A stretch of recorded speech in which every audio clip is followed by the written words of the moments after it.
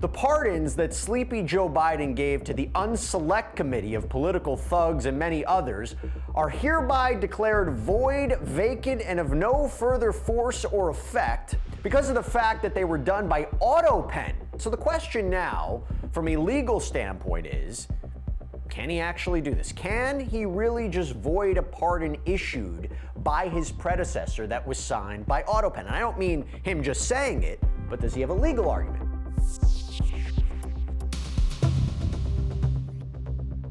Hey everybody, I'm Jesse Weber and welcome inside the Spin Room, the brand new video podcast from Mediaite, where we break down the week's biggest stories, going to bring you all the must-see media moments, and I will tell you over the last 48 hours, many of those must-see moments have centered on the shocking declaration from President Donald Trump in the wee hours Monday morning that the pardons that were issued by former President Joe Biden, the infamous preemptive pardons, that they're now void. Now, first of all, I will tell you, as a legal analyst on News Nation, I think I'm busier now than I've ever been because the Trump administration is raising these novel legal arguments, putting the government in these unique legal positions that it becomes a real task for me to sort out how something's going to shake out.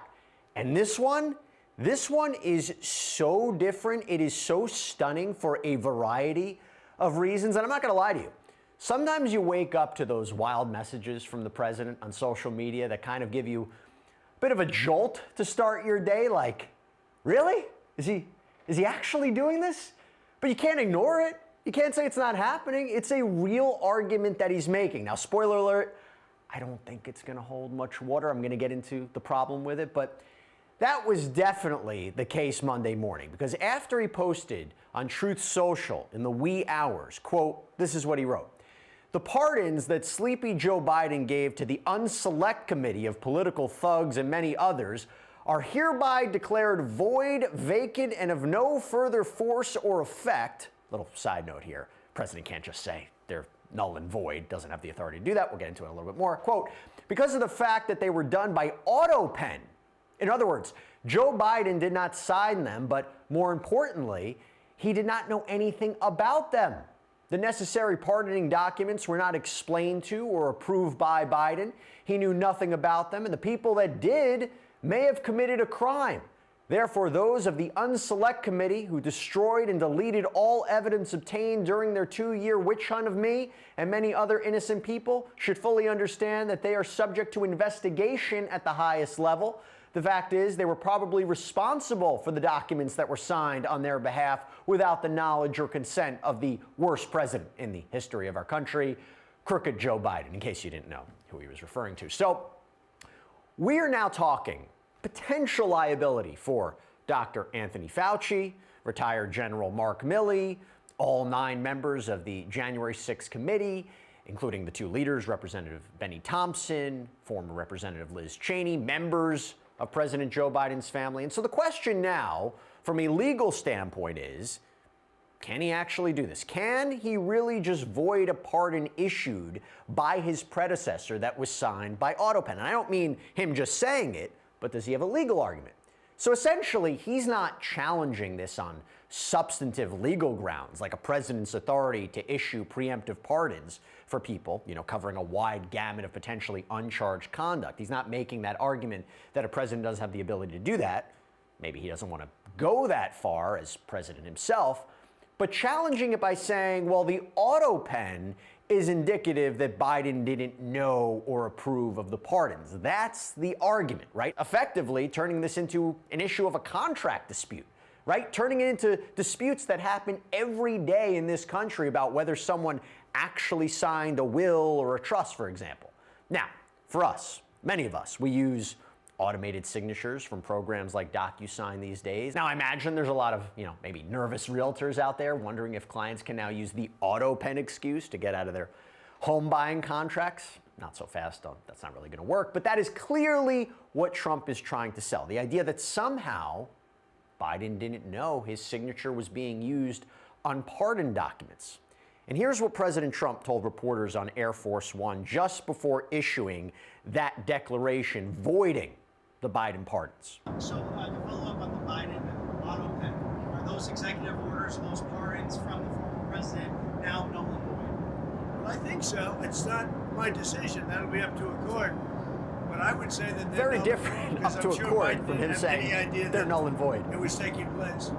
And somebody was using an Autopen to sign off and to give pardons to, as an example, it's just one example, but the J6 Unselect Committee. They gave, think of it, they gave pardons with an Autopen. I don't think Biden knew anything about it. Love that he goes, it's up to the courts. Very different than him posting on Truth Social, I declare this null and void. I thought it was the courts that decide. Anyway, I'll get into what Biden should have done in a minute. But look, Trump is really leaning in on this Autopen thing here. But even the legal analysts on the right-leaning networks, they didn't seem to be buying it. Monday morning on Newsmax, former judge Andrew Napolitano and host Mark Short, who served as a top aide to former Vice President Mike Pence, they threw a big bucket of cold water on Trump's argument. I want to ask you about the president's post on Truth Social last night, kind of questioning the validity of actions taken by Joe Biden because he was using Autopen.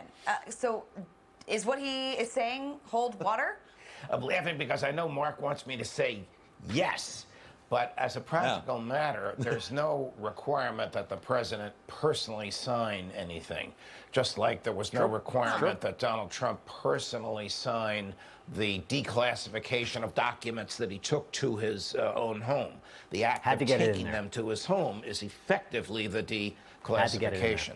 So if Joe Biden intends to pardon A, B, C, and D, and there's 100 people in there, he can say to so if the intention is there, that's fine. He didn't have to sign it? He can say to Jake Sullivan, sign my name for me. Absolutely. Interesting. If he did not intend, if he didn't know about it, if somebody did it behind his back, then it's not a valid pardon. That's true. And I think that's what the president is suggesting, is that Joe Biden didn't know what he was doing, wasn't aware of it.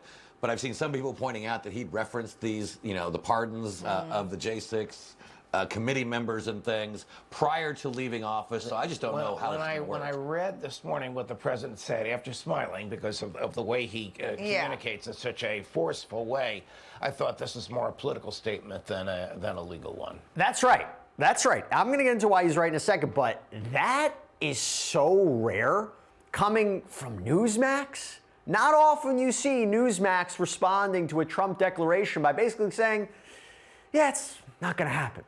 And so let me add a little bit of context to that. In 2005, the Department of Justice issued a guidance indicating that a president doesn't actually need to physically affix his signature to a bill for it to become law. You can even direct a subordinate to affix his signature even by Autopen. That's basically what the judge was saying. And the Autopen has become so commonplace. By the way, you might be saying, what are we talking about? What's an Autopen? So an Autopen is essentially a mechanical device that prints an electronic or printed signature. It mimics a handwritten signature. It's a way to sign a document without the president always having to be there. But it's constantly been used. And as I said, the Department of Justice upheld it as basically being legal. But it's constantly been used. Obama, Bush, Lyndon Johnson, even Harry Truman is apparently cited as the first president to use it. And I don't think the courts would be eager to take up the issue of the legality of the Autopen given this prior history. And when you think about that, when you think about what the ramifications could be if you challenge its use, what happens to all the other orders that were signed that way? And there's also a separate legal issue, right? The separate legal issue that there is no precise legal authority that allows a president to challenge the pardons of a prior president. For instance, there's nothing in the Constitution to support that.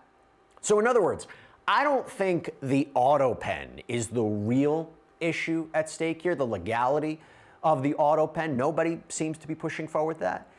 It's what it represents and what it could mean that makes for another interesting legal issue. Is the Autopen evidence that Joe Biden didn't know about the pardons, that he didn't approve of them, he didn't know what was going on? And you heard Mark Short bring up an important point, that Joe Biden said in interviews with reporters that he was considering the pardons, particularly one in early January with USA Today. So it's hard to argue that the pardons were issued without Biden's knowledge when he's out there talking about them. And remember, there was a statement that came out in connection with those pardons too. And it was the same thing, by the way, on Fox News. A lot of skepticism there, even from legal analysts like Greg Jarrett, who is typically, I think it's fair to say, inclined to view legal issues through Trump-tinted glasses, but he took a pretty skeptical position on Monday night, Fox News, in an interview with Sean Hannity. You know, getting proof that Biden didn't authorize or consent is difficult. You can't really ask him because he doesn't remember what he had for breakfast. You can't get people who did it in the White House to confess to forgery and fraud, so you would probably need a whistleblower who has incriminating information, either as a witness or incriminating statements. That is exceedingly difficult. So he's right. It's all about intent. It's all about what the president intended. But how are you going to prove that it's fraudulent? And by the way, you notice how he still got his shots in on Biden even as he took down Trump's argument, right? Got to get that in. Biden doesn't remember what he had for breakfast. But for the likes of Greg Jarrett to call this exceedingly difficult suggests there's not much chance this is actually going to go anywhere. And it doesn't seem to me, without evidence of more, that a court would be willing to authorize a probe into the signing of these pardons. Unless there was more clear-cut circumstantial evidence of fraud, is this just an accusation from Donald Trump? I mean, given that even the right-leaning networks are not totally on board with this, it kind of brings up the idea that this might have been more of a trial balloon, right? One of those things that Trump just threw out there, kind of see where it goes. I certainly got that impression watching Caroline Leavitt Monday's press briefing, her spar with CNN's Caitlin Collins about the Biden pardons. Have attorneys here at the White House told President Trump that he has the legal authority to undo a pardon simply because it was signed by Autopen, as he said? The president was begging the question that I think a lot of journalists in this Basically, room like, should where be did he get this asking from? about whether or not the former president of the United States, who I think we can all finally agree was cognitively impaired. I know it took people some time to finally admit that, but we all know that to be true, as evidenced by his disastrous debate performance against President Trump during the campaign. I digress on that. I but digress. the president was Let me just bring raising that the up, but I point that digress. did the president even know about these pardons? Was his illegal signature used without his consent or knowledge? And that's not just the president or me raising those questions, Caitlin. According to the New York Post, there are Biden officials from the previous White House who raised those questions and wondered if the president was even consulted about his legally binding signature being signed onto documents. And so I think it's a question that everybody in this room should be looking into, because certainly that would propose perhaps criminal or illegal behavior if staff members were signing the president If that of the actually United happened, States yes, it would be a autograph crime. without his consent. Is on the record talking about issuing preemptive pardons to these people. But was he aware of his signature being used on every single pardon? That's a question you should ask the Biden Is there White any House. evidence on that he wasn't aware of it? You're a reporter. You should find out. Just a fascinating confrontation there between Collins and Leavitt, because already Collins has established herself as one of the biggest journalistic foils to the Trump White House, and there's sure to be plenty more showdowns between CNN's lead White House correspondent and Trump's chief spokesperson in the weeks and months to come. But the pivot to the just asking questions, we're just asking questions, we're just asking questions phase of all this. Did Joe Biden actually know what was going on with these pardons? Was he cognitively aware enough to grant them? We're just asking questions. We're just asking questions. And then you have reporters who should be asking those questions too, or else you're showing your bias against the Trump White House. And so now the issue is out there. The chum is in the water. And so you have surrogates like CNN analyst Scott Jennings on CNN Newsnight kind of taking the ball and running with it and just planting the seed a little bit more about the idea that Joe Biden was too cognitively impaired to grant pardons. And it's not outside the realm of possibility, right? There's at least established evidence that President Biden, towards the end of his administration, there could be issues about his cognitive ability. But take a look. I'm skeptical that the pen itself, the device itself, would be invalidating. I do think it is a question about, look, there's credible reporting across lots of mainstream media outlets about Joe Biden's capacities. Elder abuse. And so, if we believe, or it could be shown, that these things were not signed by his own hand, it is a legitimate question Was he in the room when they used the Autopen? Who did he tell to do it? I mean, I do think because the pardon is a core constitutional function of the presidency, no evidence of it. The idea that he didn't sign the documents does raise questions. But there's no evidence of that. There's no evidence of that. It's just asking questions. Just the idea begins to take hold that he didn't know what he was signing or didn't approve it. The Trump White House just asking questions. And Scott Jennings and others, they give serious consideration to those questions and declare them legitimate. And now there's a real debate about the validity of these pardons. Now, in hindsight, given the nature of these pardons, how extraordinary they are, how controversial they are, how important they are, shouldn't President Biden have just signed them by hand? Probably, right? That would have been a good idea, would have made more sense. I mean, it's been reported that George Bush didn't like the Autopen, that he would fly back in the night to sign legislation at the White House. So by Biden not doing that, when someone should have advised him, probably should have done it by hand, of course, it invites this commentary. And by the way, what you just saw, that actually was one of the more tame clips that you'll see from CNN Newsnight, hosted by Abby Phillip, which has kind of become like political Thunderdome. Every night you see these really heated debates between panelists. It's become like a three-ring circus, but I will give them credit, okay? Because people are watching. There is clearly an appetite for this kind of show where people are just slugging it out, and credit to CNN for doing this, offering differing opinions. And right after that, right after Jennings made his point, we saw a little more of what Newsnight's really all about, when right-leaning pundit Carrie Sheffield argued Biden was too impaired to issue the pardons. And then host Abby Phillip challenged some of her arguments. So we have lots of evidence of Biden's cognitive decline. He was calling on dead reporters in press conferences. He was shaking hands with ghosts that didn't exist. What? He couldn't even go, like he was shaking hands with the air. He didn't know where to go. He had to be guided because he had no idea what was going on. He couldn't do a basic sentence without looking at a large card. Let's say that all of this is true. Again, it's a very specific allegation here. I mean, just on a basic level, you got to be able to actually show proof of the thing that you're alleging. And there is no proof of any of this. Well, AARP says that $28.3 billion of elder exploitation every year. FBI says $3.4 billion in internet crime against elders every year. Okay, this is a question about cognitive behavior. That is proof that Biden used Autopen to sign the pardons and he didn't know about it? There's a lot of evidence that elder abuse happens. Those are important statistics, but it has nothing to do with this conversation. Well, here's the good thing. The good thing is that... But where are the stats about the ghosts? That's the key. Where are the stats about the ghosts? I do remember when he was, shaking into the air.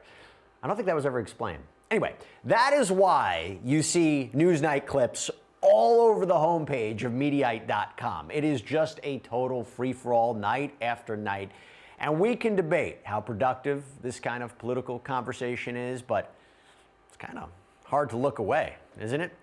But after the questions have been asked and have been taken seriously, then you have the outrage from the other side. Adam Kinzinger, the former Republican congressman who served on the January 6th committee, is now a CNN political analyst. Yesterday on The Lead, hosted by Jake Tapper, Kinzinger went off on the idea that the pardon he just got from former President Biden might now be null and void. Well, first off, I'm trying to figure out what he's trying to distract from, because that's what all this is, always a distraction to try to get people's attention, or maybe he hasn't felt like he's gotten enough attention. But look, Jake, it's like, bring it on.